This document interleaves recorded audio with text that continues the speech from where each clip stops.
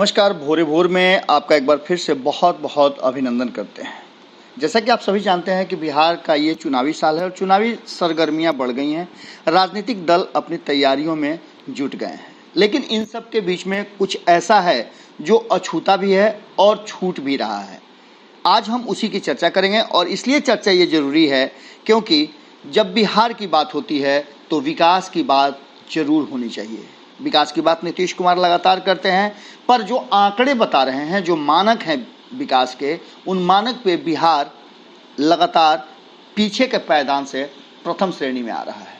यानी कि विकास के जितने भी दावे हैं वो कहीं ना कहीं ध्वस्त होते जा रहे हैं। अगर बात करें बिहार की तो 2015 या उससे पहले की भी चर्चा अगर करते हैं हम, तो सीधे तौर पे यही कहा गया था कि नीतीश कुमार हैं, बिहार में बहार है। ये स्लोगन गढ़ने वाले कहीं ना कहीं प्रशांत किशोर थे और प्रशांत किशोर ने जब स्लोगन गढ़ा था तो उन्होंने साफ तौर पे ये बात कही थी कि बिहार में नीतीश कुमार ही विकास के खाका को खींचेंगे और उनके साथ तब 15 साल पुराने जो लोग हैं जिन्होंने सत्ता को अपने पास रखा था या बिहार की जनता ने जिन्हें सत्ता दिया था वो भी उनके साथ थे। 15 साल बनाम 15 साल की जो तैयारी हो रही है या उसकी जो चर्चा होती है उसमें दोनों ही बराबर बराबर जिम्मेवार हैं।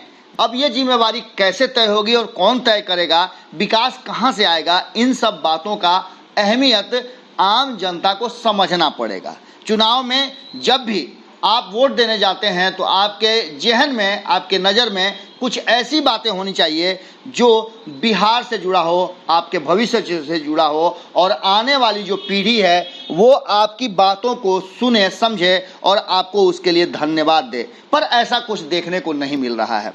प्रशांत किशोर जिन्होंने 2015 में ये नारा गढ़ा था वो अब नीतीश कुमार के साथ नहीं है।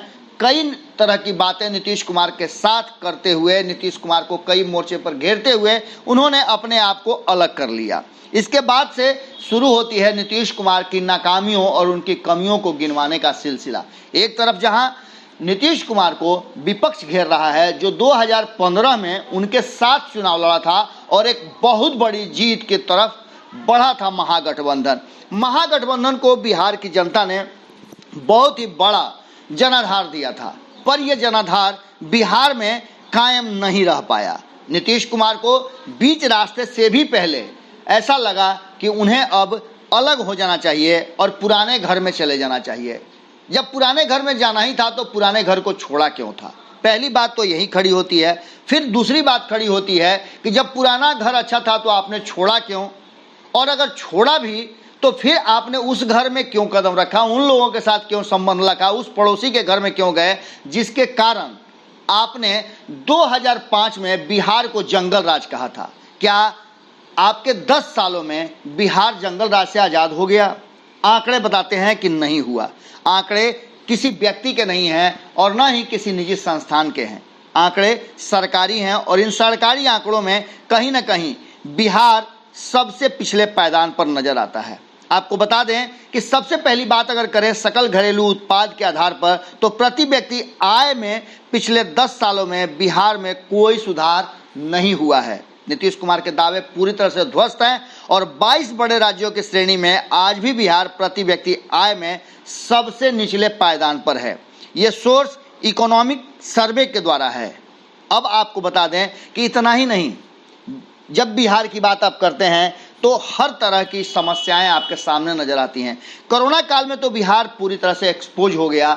जहां लोगों को इलाज के लिए डॉक्टर चाहिए थे, नर्सेज चाहिए थी, अस्पताल चाहिए था, वहां पूरी तरह से बिहार पिछड़ गया और बिहार एक ऐसे स्थिति में पहुंच गया कि भले ही लोग यहाँ ठीक हो रहे हों, मरीजों की संख्या कम हो, पर जब मरीज की संख्या बढ़ने लगी तो बिहार ने सबको पछाड़ दिया।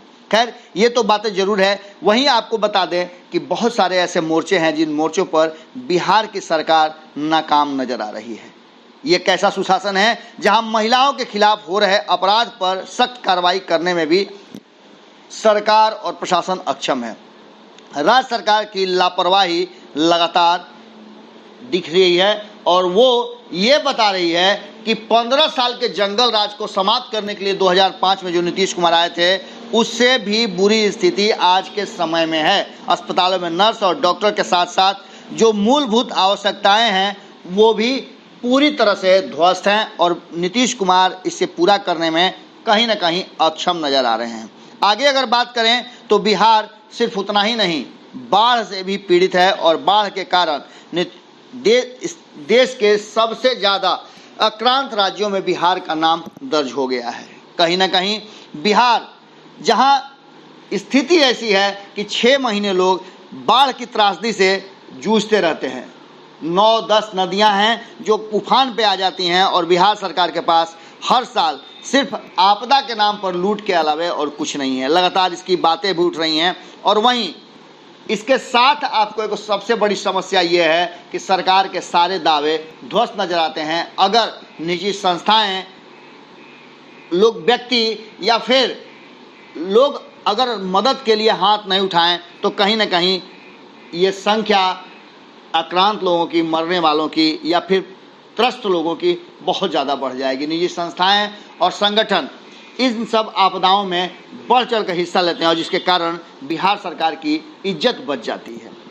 आपको बता दें कि शिक्षा के क्षेत्र में भी बिहार की लगातार किरकिरी हो रही है।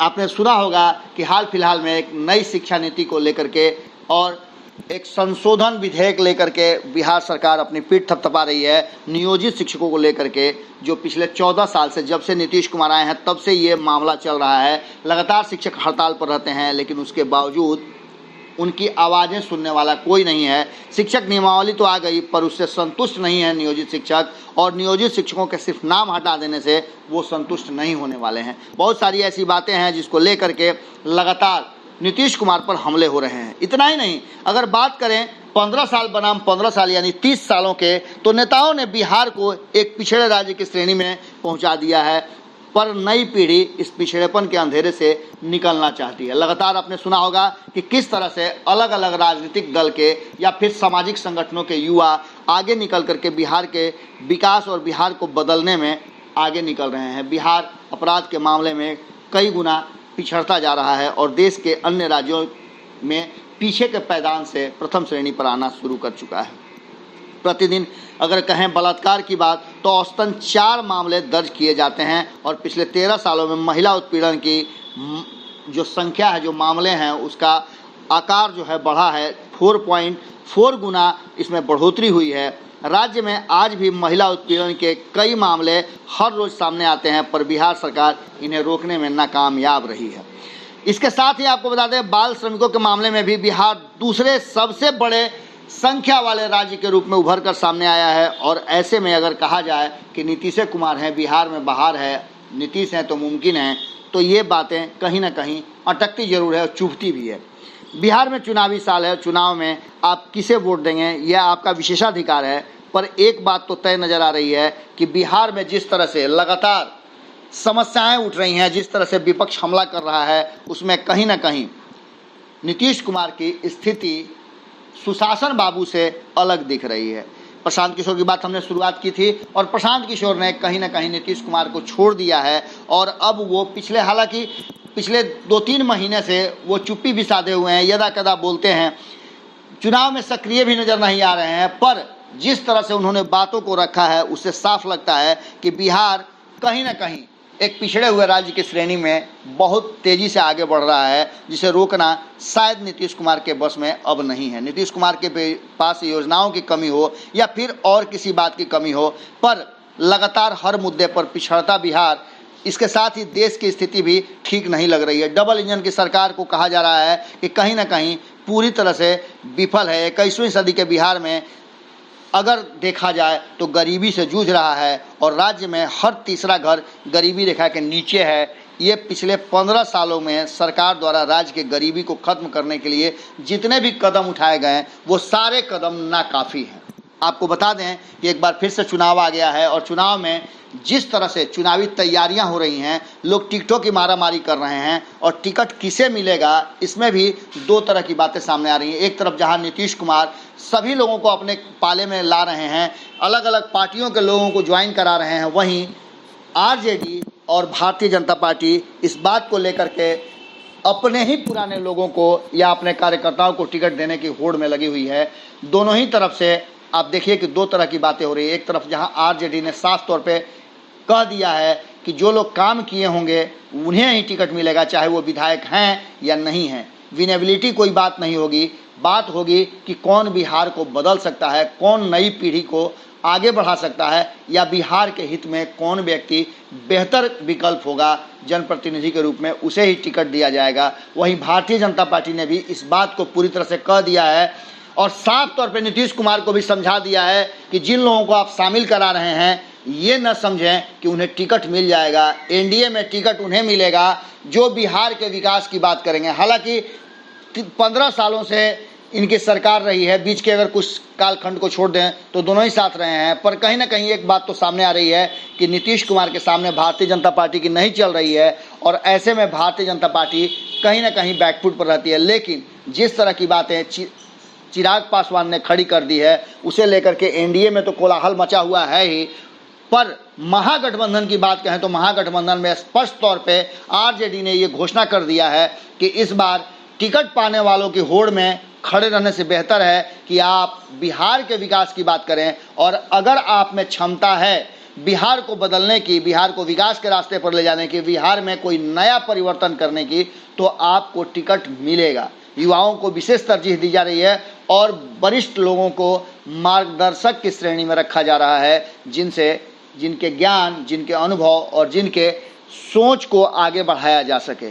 देखने वाली बात होगी कि चुनाव का समय आ गया है और किस तरह से ये दोनों ही खेमे अपने अपने प्रत्याशियों का चयन करते हैं। आप पर भी एक बड़ी जिम्मेवारी है कि आपके क्षेत्र में प्रत्याशी जो सबसे सशक्त हो, उसे जात पात, धर्म और अन्य चीज़ों को छोड़कर विकास के मानक पर अगर खरा आपको नज़र आता है तो उसे जिताएं, क्योंकि सवाल अब बिहार का आ गया है और बिहार को बदलने की बात हो गई है, बिहार को विकास की बात हो गई है। राजनीतिक दलों को तो आपने देख लिया कि किस तरह से अपनी सुविधाओं और कुर्सी के लिए कैसे वो एक दूसरे का दुश्मनी भी साध लेते हैं और दोस्त भी बना लेते हैं, पर आम जनता इससे त्रस्त होती है और आपके विकास और आपकी स्थिति पर कोई भी काम नहीं हो पाता है।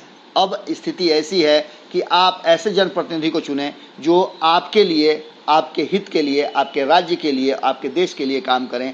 ऐसे प्रत्याशी निश्चित रूप से उन 10, 12, 14 प्रत्याशियों में से होंगे जरूर। खास करके जाति पाति और अन्य बातों को छोड़कर एक अच्छे प्रत्याशी को चुनें और ये आप पर एक बड़ी जिम्मेवारी होगी, क्योंकि बिना लोकतंत्र को मजबूत किए, बिना चुनावी प्रक्रिया के कुछ भी संभव नहीं है। जब तक सदन में लोग नहीं जाएंगे कानून नहीं बनेगा और कानून नहीं बनेगा तो विकास बाधित हो जाएगा। आप पर बड़ी जिम्मेवारी है वोटर के रूप में, आप अपनी जिम्मेवारी का पूर्णतः निर्वहन करें और जमकर इस बार आगे आएँ, वोट करें। फिर जुड़ते हैं किसी खबर के साथ। कैसा लगा ज़रूर लिखिएगा, क्योंकि आपके विचार हमारे लिए बहुत ज़रूरी हैं और उसके आधार पर हम तय करते हैं कि हमें आप तक कौन सी बातें, किस विषय पर चर्चा करनी है या विश्लेषण करना है। नमस्कार। बढ़ाएं अपना कदम सक्सेस की ओर शिखर करियर इंस्टीट्यूट के साथ। शिखर करियर इंस्टीट्यूट पूर्वी भारत में एकमात्र कोचिंग संस्थान जो एक्सक्लूसिवली है मेडिकल एंट्रेंस एग्जाम के लिए।